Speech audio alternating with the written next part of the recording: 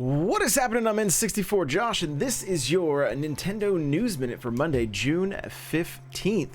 The music that you guys hear right now, it's called Stream Vibes. It's music that I'm making and putting out pretty much daily. And if you need music that's not going to get you any kind of DMCA, any kind of trouble for your live streams or your YouTube videos, make sure to go check it out. It's everywhere. You can just look up N64 Josh as the artist, or you can also look for Stream Vibes. There's a playlist right now on Spotify and YouTube, and I know the music's on Amazon Music. I just haven't put the playlist together yet, so you can pretty much find it everywhere. Please use it. Please share it with any of your streaming friends or content creators, or if you guys just need some music to chill with while you're studying or whatever. Please check it out. It's that's what it's there for, with new music coming all the time. So let's jump into the news. We're going to talk first about Pokemon. So Pokemon Sword and Shield DLC is going to be here this week, and it is going to feature level scaling. I got an article here from mynintendonews.com. Pokemon Sword and Shield DLC features level scaling. So that means if you could be super high level, and the squads, the teams, the Pokemon you're going to run into are also going to be higher level. And if you're super low level, then they're going to be low level. So it doesn't matter where you're at, you're going to be able to enjoy this DLC. Like it says at the bottom of the article here, this feature should help all players be able to play extra content at a level that suits them, regardless of how long they've spent in the main game. So that's good. That's great news, because there may be people that are wondering like, oh, should I wait? Maybe you just picked up the game. I haven't beat it yet. You know, that kind of thing. You're okay. You're going to be fine. Just jump in and start playing. And it looks like as soon as you reach the wild area, you'll have access to the DLC. Also a good thing. So a little more news about Pokemon. The Isle of Armor started development before Pokemon Sword and Shield was released, which, I mean, it's kind of expected, as this looks to be a pretty decent sized DLC. There was really no way that it could have been something that they started after the fact.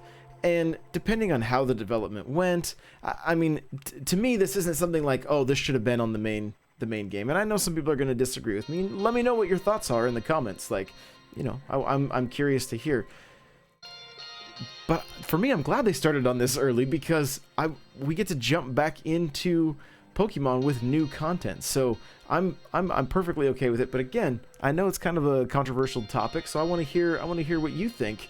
And apparently, speaking to IGN, the Pokemon company's Elvin Glee confirmed that the Isle of Armor expansion started development before Pokemon Sword and Shield release. Pokemon, come on.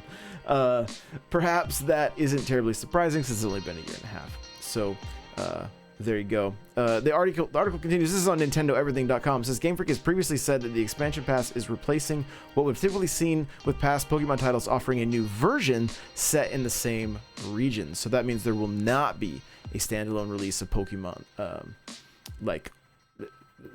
won't be an Ultra Sword and Ultra Shield, kind of like we saw with Ultra Moon and Ultra Sun. So there you go. But again, I'm curious, what are your thoughts? Would you have rather waited longer? Would you have rather the game been delayed so that this could have been included? Let me know. Let me know what you think. I'm curious. Okay. This is interesting.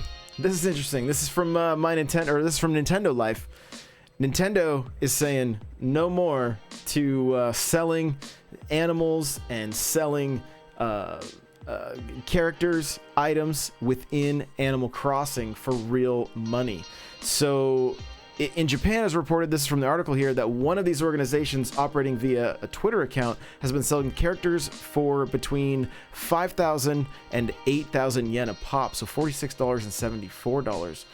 I mean, they're probably just scanning amiibo cards at this point and turning a pretty massive profit. I know I've seen firsthand ads running on Instagram for like island buffets where you can go and grab a bunch of DIYs for, $20 for 15 minutes, and you can grab a bunch of DIYs and you can go through and take a bunch of items that are available on the item and on the island, and all these people have done is just duplicate all this stuff before the glitches were fixed, and they're just, I mean, they're taking full advantage of it. But Nintendo says like this is against terms of service, and they will be investigating each case to decide on the best course of action. So if you're watching this and you're doing something like this, beware. It may not be the best thing to be doing, because nobody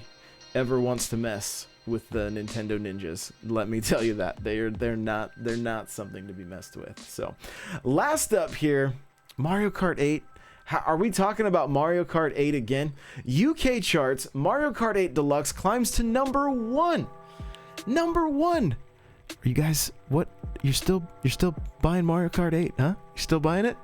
Do you not want Mario Kart 9? No, I get it. It's a blast. We play it on stream like 3 to 4 times a week. All right. Mondays at 10 a.m. and also at 6 p.m. I got Mario Kart streams. So if you want to come race with a really fun community that just has a really good time, we also Friday nights at 6, you can jump in and race as well, and it's a lot of fun. But Mario Kart topping the charts again. This game, it's just unstoppable. Like, Nintendo, if you don't give us 9, which I want to hear you guys' thoughts on this, but it dawned on me today while I was streaming Mario Kart 8 that Mario Kart is going to turn 30 in 2 years. The original game came out in 1992, so my gut feeling is that we are not going to see Mario Kart 9 until it's 30, which means this game's been in development, I would assume, for quite some time. We might be seeing some, like, it could be getting some polish here, you know? Like, I'm expecting big things from Mario Kart 9. So I'm thinking 2022. I know a lot of people don't want to hear that, but who knows? Maybe they can still throw us a bone with a little bit of DLC for 8. I mean, come on, it's the number 1 selling game on the Switch. Throw us a little bit of love. Throw us a little love, and if you can, a little bit of love, and if you can clean up that net code just a little bit for us, that would be awesome as well. But number 1, let's take a quick peek here. We're looking at mynintendonews.com, another great website. Mario Kart 8 was number 7 last week, number 1 this week. This is from Game Industry. It says, it was a strong week for Switch overall, with numerous games enjoying a bump in sales week on week, including Minecraft, number 7, Luigi's Mansion, make its way up to number 10, which, just quick side note, if you have people at home to play the multiplayer of Luigi's Mansion 3, by all means, pick that DLC up and play it. It is a lot of fun. It's very fun, and I can't recommend it enough. For couch, we've had 6 people playing, so we had 3v3 in one room. It was a lot of fun.